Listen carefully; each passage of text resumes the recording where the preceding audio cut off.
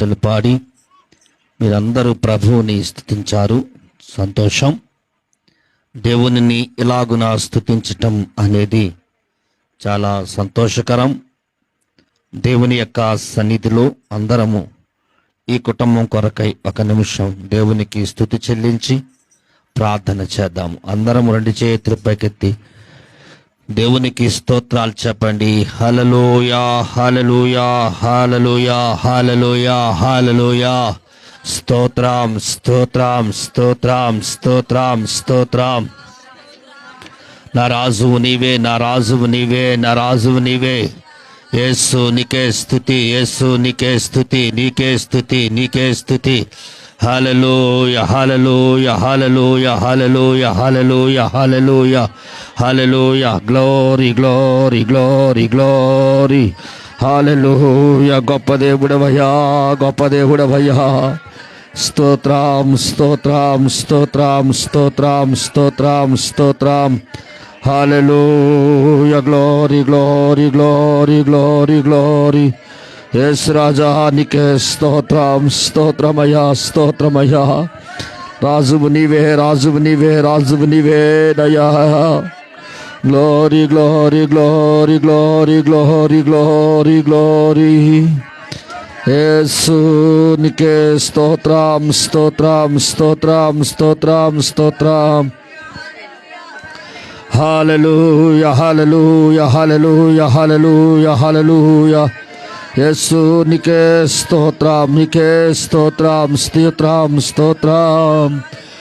ఓ ప్రార్థన చేసుకుందాము. ప్రార్థన. ప్రేమగల తండ్రి, కృపగల దేవ, సర్వోన్నతుడా, సర్వశక్తిమంతుడైన దేవా, మీకు వందనాలు. బాక్స్ కొంచెం నా పక్క తిప్పండి. మీ ఆత్మ ద్వారా ఇంతవరకు జరిగించావు తండ్రి. ప్రియులైన సంఘమునంతటిని ఇలాగున సిద్ధపరుస్తున్నందుకు మీకు వందనాలు చెల్లిస్తున్నాను. సహాయం చేయండి, మేలు చేయండి. మీ ఆత్మతోనే నడిపించండి, స్థిరపరచండి, కార్యాలు జరిగించండి. నీ సన్నిధిలో ఉన్నాం ప్రభువా. రవి కుటుంబాన్ని, తన భార్యను, పల్లవిని, ఇచ్చిన ముగ్గురు బిడ్డలను దీవించండి అయ్యా, ఆశీర్వదించండి ప్రభువా. నీ సన్నిధానంలో ఉన్నాము తండ్రి. మా పక్షంగా ఉండండి, నిలవబడండి. ఈ కుటుంబాన్ని, ఈ యొక్క వచ్చినటువంటి చేరువచ్చిన విశ్వాసులందరినీ దర్శించండి. ఈ 40 దినాలు వారి జీవితాలు నూతన పరచబడాలి, విశ్వాసములు బలపడాలి, నమ్మకములు బలపడాలి. అద్భుతాలు ప్రతి ఇంటిలో జరగాలి, ఆశ్చర్య కార్యాలు ప్రతి ఇంటిలో జరగాలి, రక్షణ కార్యాలు ప్రతి ఇంట్లో జరగాలి. మీరే మహిమ పొందండి. రాత్రి జరుగుతున్న కూడిక ఆశీర్వాదకరంగా, దీవెనకరంగా జరిగించమని యేసు నామములో ప్రార్థిస్తున్నాను తండ్రి. ఆమేన్. వాక్యం చదువుకుందాము. పరిశుద్ధ గ్రంథము నుండి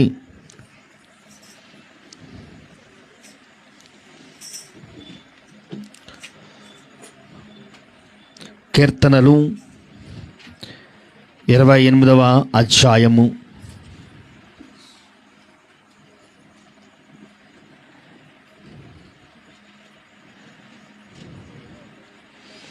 కీర్తనలు 28వ అధ్యాయము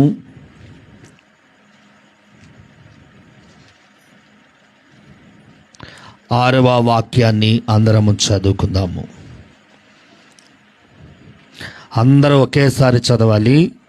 కీర్తనలు 28వ అధ్యాయము 6వ వాక్యము.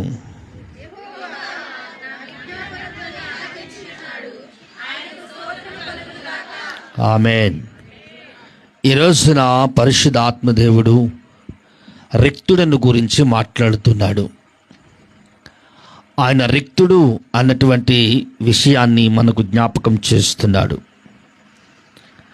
ఆయన మన ప్రార్థనను నిర్లక్ష్యము చేసేవాడు కాదు అని, మన ప్రార్థనను ఆయన లక్ష్యపరచు దేవుడు అని ఉన్నాడని. మీరు ఇద్దరికి వచ్చి కూర్చోండి, ఎలా వచ్చేయండి.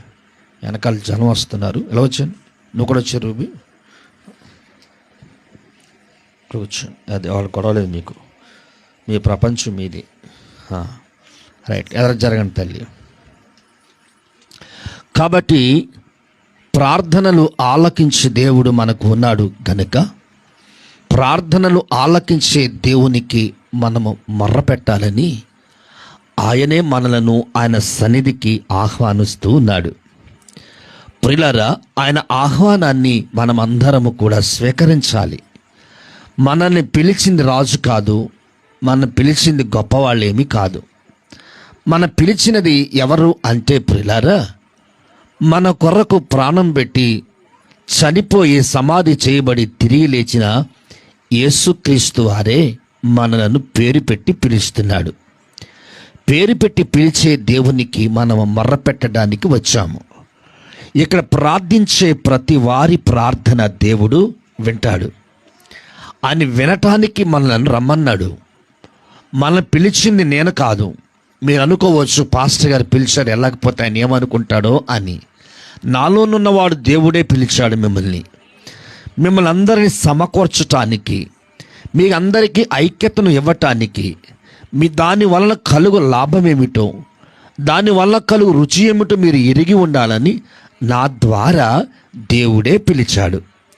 ఆయన పిలుపును అందుకొని ఎవరైతే ఆయన సన్నిధిలో ఉంటారో వారి జీవితాల్లో దేవుడు మేలు చేస్తాడంటున్నాడు. వచ్చిన ప్రతి ఒక్కరి ఆర్తధ్వని లేదా విజ్ఞాపన ధ్వని నేను వింటాను అని ఈరోజు మనతో చెప్తున్నాడు. ఆయన మన ఆర్తధ్వని వినటానికి ఆయన రిక్తునిగా మన మధ్యకు వచ్చాడట. అంటే ప్రియులారా, గొప్పవాడిగా రాలేదండి. ఆయన తన్ను తాను తగ్గించుకున్నవాడిగా, ఏమీ లేని వాడిగా మన మధ్యకు వచ్చాడు. మనం అనుకోవచ్చు, ప్రభువా నువ్వు నా యొద్దకు ఎప్పుడు వచ్చావు? ప్రభు అంటున్నాడు, నేను వస్త్రహీనుడనై వచ్చినప్పుడు నువ్వు నాకు వస్త్రములు ఇచ్చితివి. నేను స్తోత్రం చెప్పాలి. నేను దాహముతో వచ్చినప్పుడు నువ్వు నాకు మంచినీళ్ళు ఇచ్చితివి. నేను ఆకలితో వచ్చినప్పుడు నాకు భోజనము పెట్టితివి. గట్టిగా చెప్పాలా? మరి నోరు లేవా, చేతులు లేవా? అన్నీ కలిగి ఉన్నాం కదా. మరి చెప్తానికి ఏమైంది? ఇన్ని చేసిన తరువాత నీ ప్రార్థన నేను ఎలాగో వినకుండా ఉండగలను అంటున్నాడు. ఈరోజు ఆయన మన ప్రార్థన వినటానికి, మన విజ్ఞాపన ధ్వని వినటానికి ప్రభు ఏం చేస్తున్నాడంటే, రండి, సమకూడండి, సార్వత్రిక సంఘముగా ఉండి ప్రార్థనలు చేయండి అని చెప్పి ప్రభు సెలవిస్తూ ఉన్నాడు. ఇప్పుడు మనం చేయవలసింది ఏమిటంటే ప్రార్థన. ఏం చేద్దామండి? ప్రార్థన చేయాలి. అందరం కలిసి ప్రార్థన చేయాలి. అందరూ కలిసి ఒకేసారి విజ్ఞాపనలు చేయాలి. ఏ గృహము దగ్గర అయితే మనం కూడుకుంటున్నామో ఆ గృహమంతా రక్షణ పొందినట్లు ప్రార్థన చేయాలి. ఆ గృహములో దేవుడు ఎప్పుడు వారు తలపెట్టనంత గొప్ప మేలు జరుగునట్లుగా మనం ఇక్కడ విజ్ఞాపనలు చేయాలి. ఇక్కడే కాదు, ఏ ఇంటిలో అయితే చేరుతామో ఆ ఇంటి వారి కొరకై మనం అందరం ప్రార్థన చేస్తే వారు విశ్వాసములో బలపడతారు. విశ్వాసములో బలపడమే కాదండి, రక్షణ అనుభవములకు వస్తారు. వారు ప్రార్థించారు, నాకు మేలు కలిగింది అని పురుషుడు కూడా దేవుని వైపుకు తిరుగుతాడు. అలాంటి ప్రార్థన చేయటానికి దేవుడు మనల్ని రమ్మంటున్నాడు. యెషయా 59వ అధ్యాయము 12వ వచనంలో చదివితే అక్కడ రాయబడిన మాట ఒకటి చదువుదాం, చూడండి పిల్లారా. యెషయా గ్రంథము 59వ అధ్యాయము 12వ వచనములో మనం చదివితే మేము చేసిన తిరుగుబాటు క్రియలు నీ ఎదుట విస్తరించి ఉన్నవి, మా పాపములు మా మీద సాక్ష్యము పలుకుచున్నవి, మా తిరుగుబాటు క్రియలు మాకు కనబడుచున్నవి, మా దోషములు మాకు. ఇవన్నీ ఒప్పుకొని ప్రార్థన చేయాలంట. ఇవన్నీ ఒప్పుకొని వీటన్నిటిని విడిచిపెట్టి మనం ఎప్పుడైతే ప్రార్థన చేస్తామో అట్టి వారి ప్రార్థన చేయాలి. ప్రియులారా, మనం సహాయం చేసేటప్పుడట దేవుని వాక్యం చెబుతుంది, మనం సహాయం చేసేటప్పుడట మనుషులను చూసి సహాయం చేయకూడదట. ఆ వ్యక్తి దేవుని ఆలయమై ఉన్నాడు అని మనం సహాయము చేయాలి. మీకు అర్థమైందా? మనం సహాయం చేసేటప్పుడు ఆ వ్యక్తి మన పొరుగువాడని లేక వీడు ఎవడో తెలియని వాడని అనుకోకూడదట. వాడు దేవుని ఆలయమై ఉన్నాడని మనము సహాయము అంటే, సహాయం ఎవరికి చేస్తున్నాం? మనము దేవుని ఆలయానికి చేస్తున్నాం. దేవుని ఆలయానికి ఒక పని చేస్తున్నావు గనక దేవుడు నీ పని చేస్తాడు. దేవుడు నీ పని చేస్తాడు. నీ పని చేయటానికి మొదటిగా దేవుని పని నీవు చేయాలి. ఎప్పుడైతే ఈ పనులన్నిటిని చేస్తామో చేసేటప్పుడట మనకున్న పాపములు, మనం చేసిన ఆ తిరుగుబాటు తనమును అంతటిని విడిచిపెట్టి చేయాలి. చూసారా, తిరుగుబాటు తనం ఏమైతే ఉందో, పాపం ఏమైతే ఉందో వాటిని విడిచిపెట్టి చేయాలి. ఎప్పుడైతే వాటిని విడిచిపెట్టి సహాయం చేస్తామో, మనం సహాయం చేసేటప్పుడట అపవాది అనుకుంటాడంట, వీడు ఈరోజు సహాయం చేశాడు, వీడిని సిగ్గుపరుద్దాము, వీడిని అవమానపరుద్దాము అని చెప్పి సహాయం చేసిన వెంటనే మన ఘనత రాదో, ఏమొస్తుందంట? తిరుగుబాటు వస్తుంది. దానిని మనం చూడకూడదు. ఏ సహాయం చేశామో ఇంకా మనం సహాయం చేయటానికే సిద్ధంగా ఉండాలి, కానీ ఆ రోజుతో ఆనాటితో మనము ఆపివేయకూడదు. కాబట్టి పిల్లారా, దేవుని వాక్యము సెలవిస్తుంది. 21వ వచనం కూడా చదువు, అందులోనే నేను వారితో చేయు నిబంధన ఇదే. 21వ వచనం, 59, 21. నీ మీదనున్న నా ఆత్మ, నేను నా నోట నుంచిన మాటలను నీ నోట నుండి, నీ పిల్లల నోట నుండి, నీ పిల్లల పిల్లల నోట నుండి ఈ కాలము మొదలుకొని ఎల్లప్పుడూ తొలగిపోవు.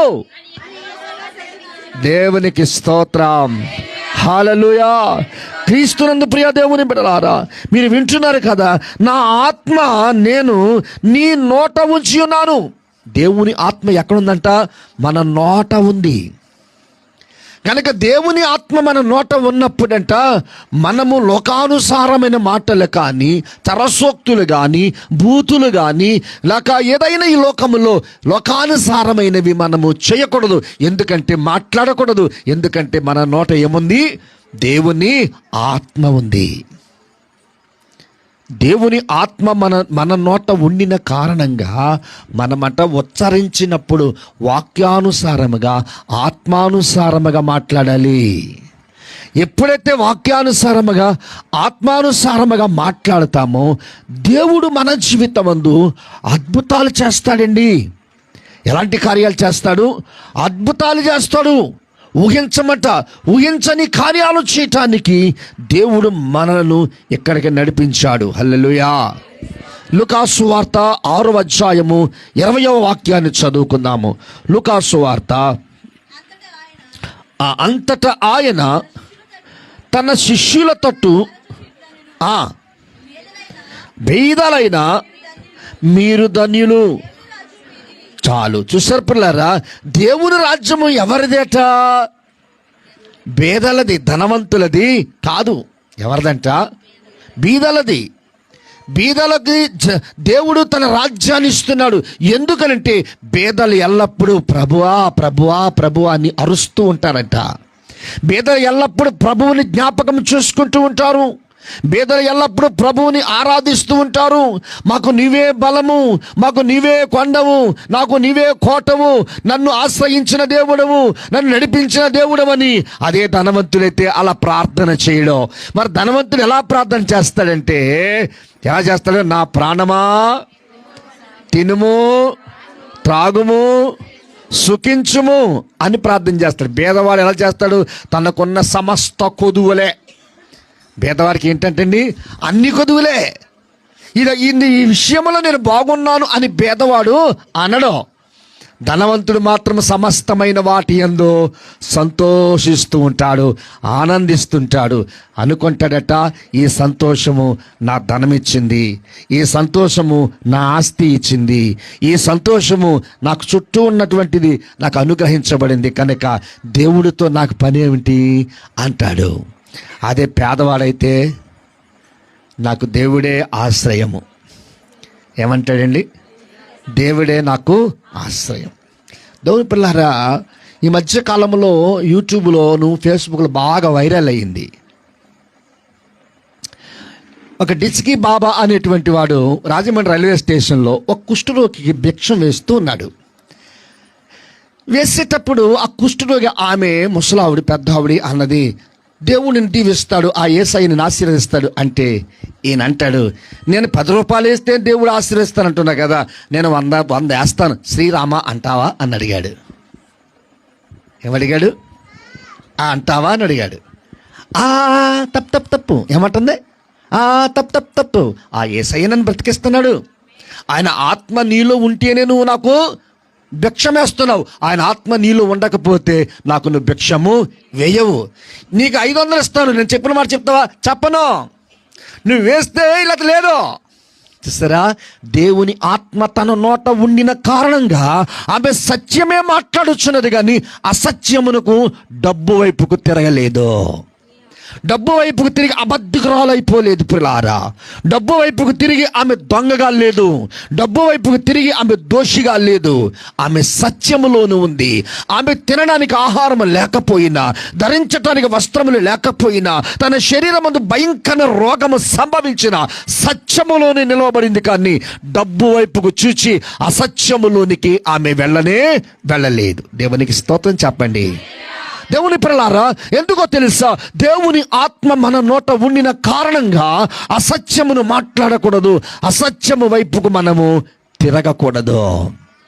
అందుకనే సెలవిస్తూ ఉన్నాడు, పేదలు ఎల్లప్పుడూ కూడా ఆయన రాజ్యమునకు వారసులు. ధనవంతుడు కూడా వారసులే. అయితే ధనవంతులు తన ధనమును బట్టి అతిశయపడక పేదవాని యొక్క స్వరూపమును ధరించుకున్నవాడై ఎంత కలిగినప్పటికీ తగ్గింపు కలిగి ఉంటాడు. చూసారు, అట్టి ధనవంతుడు కూడా దేవుని రాజ్యానికి వారసులే. ఉద్యోగాన్ని బట్టి, లేక ధర్మాన్ని బట్టి, లేక వ్యాపారాన్ని బట్టి, లేక ఈ లోకములో ఏమి కలిగి ఉన్నను వాటిని బట్టి మనం అతిశయపడకూడదు. ఎందుకంటే అది దేవుడే ఇచ్చిన. ఎవరిచ్చారని మనకి? దేవుడిచ్చాడు. ఈ రాత్రి మనం కుట్టడానికి కూడా దోమల్ని ఎవరిచ్చాడు? మీరు చెప్పాలా? ఎవరిచ్చారమ్మా? ఎంత రక్తం తాగుతుందో తాగనమండే, అంతకంటే రెట్టింపు దేవుడు తెల్లారేసరికి ఇస్తాడు. దేవునికి స్తోత్రం చెప్పండి. హల్లెలూయా. ఎంతమాన చంపేస్తే అవి మాత్రం ఎలా బతుకుతాయి? ఏమ్మా, అవి ఎలా బతుకుతాయి? వాటికి బ్రతకాలి కదా. మన కొంచెమైనా మనం బాధపడాలి కదా. బాధపడితేనే కానీ దానికి కడుపు నిండదు. మనం బాధపడితేనే కానీ దానికి కడుపు నిండదు. దేవుని పిల్లారా, ప్రభు సన్నిధికి వచ్చినటువంటి మనము మనకి ఏదైనా నొప్పి కలిగినప్పుడే, గొప్ప కలిగినప్పుడే ఎవరు గుర్తుకొస్తారమ్మా? గొప్ప కలిగినంత కాలము దేవుడు ఏమంటారు తెలుసా? నా బలహీనత, నా ప్రార్థనకి తెల్లేటి పాస్టర్ గారికి ఏం పని ఉందో వెళ్తావు అలాగే పిలుస్తాడు, పనేం లేదు. ఇందాక 4 అబ్బాయిలను పిలిచాను, 4 అబ్బాయిలు వచ్చారకే. ఎంత నష్టపోతున్నారో అయినా ప్రభు సన్నిధికి రావడం లేదు. ఎంత నష్టపోతున్నారో నేను మరలా చెప్తున్నాను. నష్టపోతున్నారు. నష్టము మీ మధ్యకు రాకుండా ఉండడానికి దేవుని సన్నిధిలో ఉండండి. మనకి దేవుడే ఆధారము. మనకు డబ్బు లేదు, ధనధాన్యాలు లేవు, ఐశ్వర్యాలు లేవు, భూములు లేవు, పితరులు సంపాదించిన ఏమీ లేవు. దేవుడే మనకు ఆధారం. ఆధారం నీవేనయ్యా, ఆధారం నీవేనయ్యా, ఆధారం నీవేనయ్యా. అందరు చప్పలు కొట్టాలి. ఆధారం నీవేనయ్యా, లోకము మారిన కాలాలు కారణం నీవేనయ్యా, యేసయ్యా కారణం నీవేనయ్యా, ఆధారం నీవేనయ్యా, ఆధారం నీవేనయ్యా. దేవునికి స్తోత్రం. హల్లెలూయా.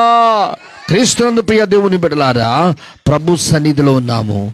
ప్రభు ఆత్మ మనలో ఉన్నది గనుక మనం ఎల్లప్పుడూ ఎలా ఉండాలంటే సత్యములోనే ఉండాలి. కానీ అసత్యములోనికి కలుగుతున్న లాభాన్ని బట్టి, కలుగుతున్న వాటిని బట్టి అసత్యములోనికి మనము వెళ్ళకూడదు. ఎప్పుడైతే అసత్యములోనికి మనము ప్రవేశించమో, సత్యములోని మనం నడుస్తామో, దేవుడు మనకు శాశ్వతమైన మేలు చేయునుగాక. క్రీస్తును ప్రియ దేవుని బిడ్డలారా, ప్రభు సన్నిధానంలో ఉన్నటువంటి మనం అందరము కూడా ఈ గృహానికి, ఈ ప్రారంభ కూడికకు మనము ఇక్కడ తమ్ముడిని రవిని తన భార్యను పల్లవికి చెప్పాము, కౌరు పంపించాము. ఈరోజు మీ ఇంటి దగ్గర ప్రార్థన పెడుతున్నామంటే వారు ఏ ఆటంకం చెప్పలేదండి. అయ్యో మేము రెడీగా లేమండి, సడన్లీగా చెప్పారేంటి? మీకు మందిరంలో చెప్పాను, ఇవి పలహారాల కూడికలు కాదు, కానుకల కూడికలు కాదు. ఇవి కేవలం మన విశ్వాసములో బలపడటానికే. దేవునికి స్తోత్రం చెప్పండి. విశ్వాసంలో బలపడటానికి, ప్రభువుతో మన సహవాసం పెరగటానికి. వాళ్ళ స్థితి ఏమిటో, వాళ్ళ గతి ఏమిటో మనం ఆలోచించిన అవసరం లేదు. మనం ప్రార్థించాలి, ప్రార్థించాలి, ప్రార్థించాలి. గనుక ఆయన ఆత్మ మన నోట ఉన్నది గనుక మన ఉచ్చారణ దేవుని ఆత్మ మూలముగా ఉండాలి. అట్టి ఆత్మ మూలముగా ప్రవేశించి ఏ ఇంటికో ప్రవేశిస్తామో, ఎవరింటి వారి కొరకై ప్రార్థన చేస్తామో ఆ ఇంటికి యేసునామములో రక్షణ కలుగునుగాక, యేసునామములో విడుదల కలుగునుగాక, యేసునామములో స్వస్థత కలుగునుగాక. వారి కొరకు మనం నిరంతరం ప్రార్థన చేద్దాం. ఈ కొద్ది మాటను మీ వినికిడిలో ఆశీర్వాదకరముగా ఉండునుగాక. ఆమేన్. తల వంచండి, ప్రార్థించుకుందాం. తల వంచండి. ప్రభు ఆత్మ మన నోట ఉన్నది.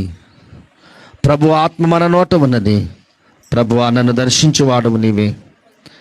నా ఆత్మను ప్రభు నీ సన్నిధికి ఉంచాము, నీ సన్నిధిలో ఉంచాము. ఇంతవరకు మీరు మాతో మాట్లాడి ఉన్నారు, మమ్మను దర్శించి ఉన్నారు. మా దేవుడవు నీవే, నా రాజువు నీవే అని ప్రభు సన్నిధిలో అడుగుదాము. ప్రభువా, నీకు స్తోత్రాలు తండ్రి. భేదవాడిగా నువ్వు నివసించమన్నావు. నీ ఆత్మను మా నోట ఉంచుతాను అని సెలవిచ్చావు తండ్రి. ప్రభువా, నువ్వు మాతో ఉన్నావని నమ్ముచున్నాము, విశ్వసిస్తున్నాము తండ్రి.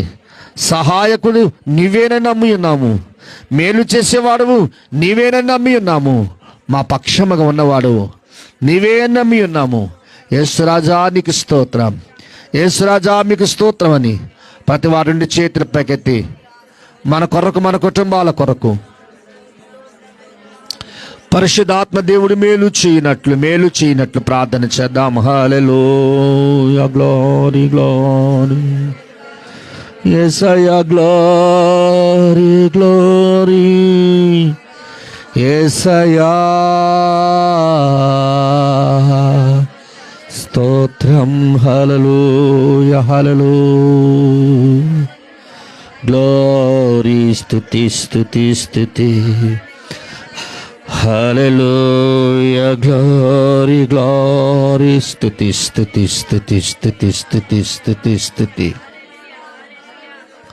గొప్ప దేవుడవు, మహిమ గలవాడవు, ఆరాధనకు యోగ్యుడా, నీకే స్తోత్రం స్తోత్రం స్తోత్రం.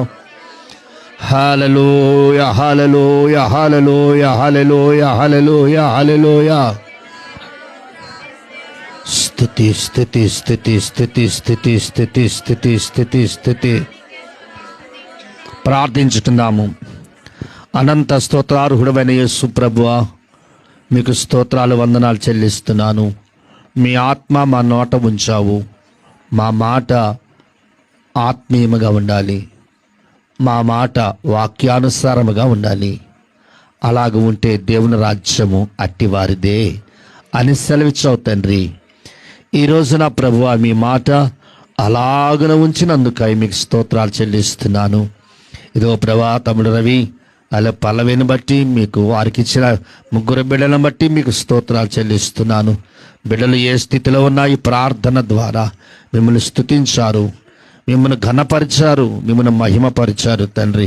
వారిని విశ్వాసంలో నడిపించండి, మందిరావరణంలో వారిని నడిపించండి. వారి యొక్క వాక్యానుసారమైన జీవితం పడిపోకుండా, జారిపోకుండా ఎల్లప్పుడూ మిమ్మల్ని స్తుతించగల ధన్యత ఇవ్వండి. వారి కొదువలు, వారికున్న లోటులు ఏమైతే ఉన్నాయో వాటి నుంచి విడుదల కలిగ చేయండి. యేసయ్యా, మీకు వందనాలు, స్తోత్రాలు చెల్లిస్తున్న ఆడబిడ్డల్ని ఇచ్చావు తండ్రి. బిడ్డల కాపుదల రక్షణ ఇవ్వండి తండ్రి. నన్ను భార్య భర్తలు ఇద్దరు కష్టపడుతున్నారు ప్రభువా, వారి కష్టార్జితం వ్యర్థం కాకుండానట్లుగా, వారి బిడ్డల పట్ల సంతోషంగా ఉండినట్లు సహాయం చేయండి. వారి చదువుల్లో తోడై ఉండండి ప్రభువా. మీకు వందనాలు. బిడ్డలు వ్యవసాయం చేస్తున్నారు, పాడిని కొనసాగిస్తున్నారు తండ్రి. వారి పక్షముగా నిలవబడమని అడుగుతున్నాను తండ్రి. వారి వెళ్ళు మార్గమంతటికి తోడై ఉండండి.